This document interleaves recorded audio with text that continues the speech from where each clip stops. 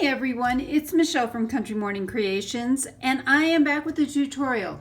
I made some altered playing cards this way a while back and somehow managed to not record it. I thought I had recorded it, I didn't. So I thought this time around I would actually turn my camera on.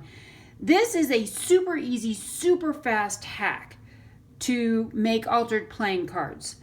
So the way a lot of people make altered playing cards is they use like napkins and they peel them apart and then they Mod Podge them or glue them onto the fronts of your cards.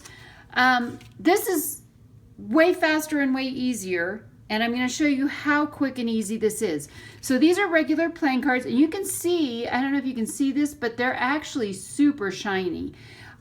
You do not need to do anything to your cards to use them.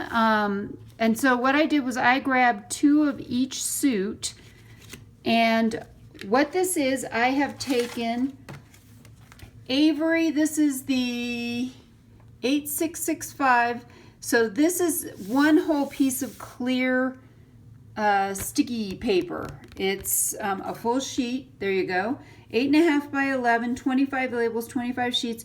I get this from not Etsy, I get this from Amazon. There we go, Amazon.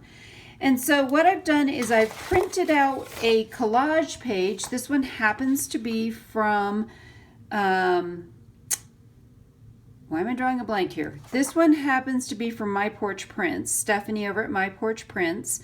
But you could use any collage page. You could even make a collage page, scan it in, and print that out. So all I've done is printed this onto that Avery paper.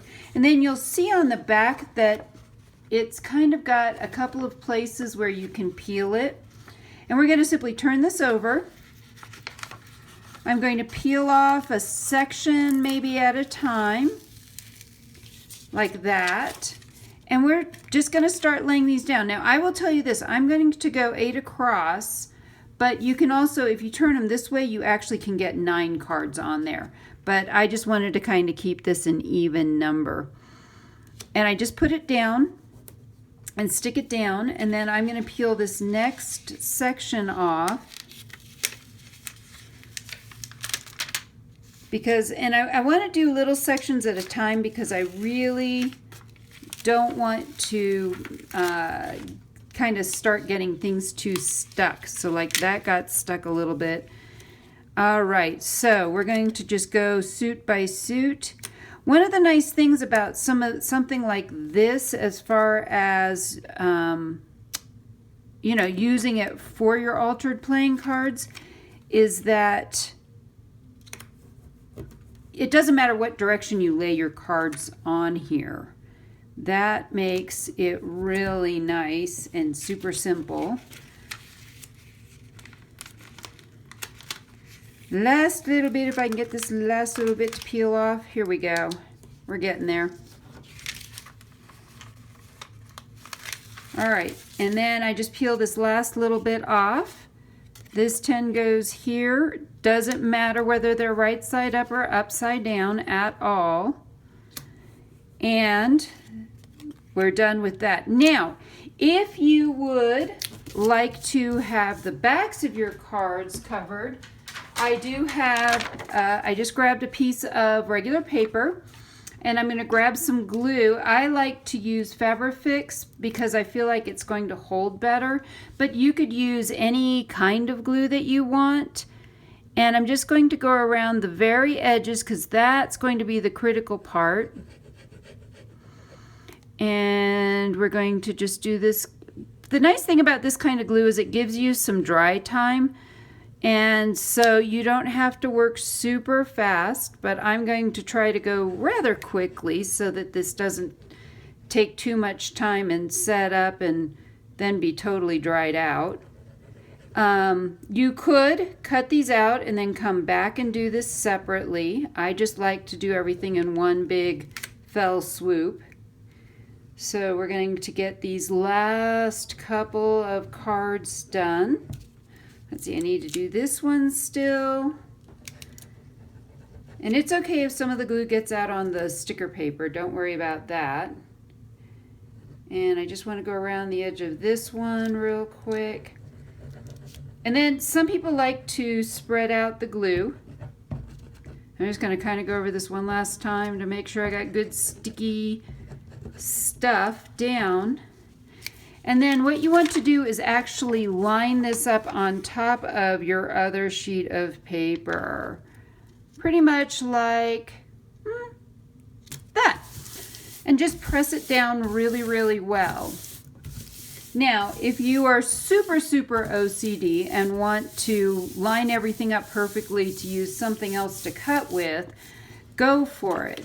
But you don't need to. So now we can see on this side where our cards are. We've got the paper on the other side.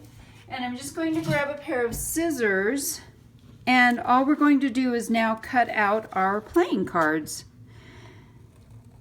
One of the things I like to do is kind of cheat, and I just cut around the cards and then I go back in and I will then cut the corners using a corner rounder.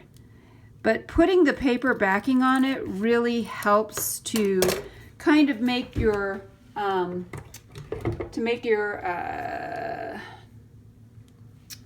it's easier to cut out. Let's put it that way. It's easier to cut out. Now I'm going to try this size. I think this is the size that I want.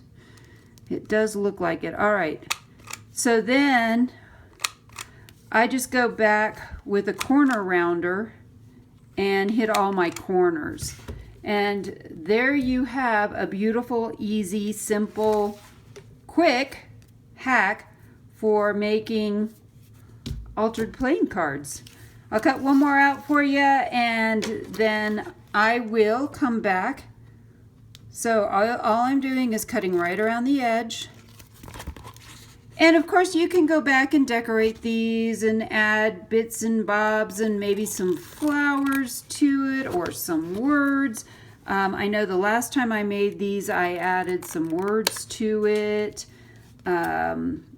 So a lot of people like to add more things to it, but for me, I just like how these look like this, and the back is already covered with paper.